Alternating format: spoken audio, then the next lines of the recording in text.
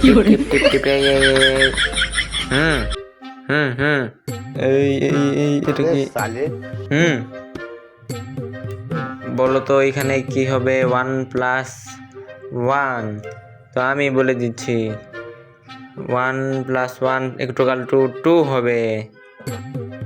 Sir এটা ঠিক। তারপরে বলো তো এটা কি হবে 1+3?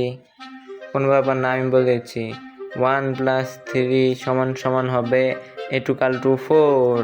দেখো সবাই মনে রাখবে, ঠিক আছে? এটা ঠিক ছিল স্যার, হ্যাঁ এটা ঠিক। তো বলো তো এখানে কত হবে 1+3? তুমি দাঁড়াও। কি ডাক্তার বাবু, আমার ডায়রিয়া হয়েছে? তাহলে তুই দাঁড়া। কি করি?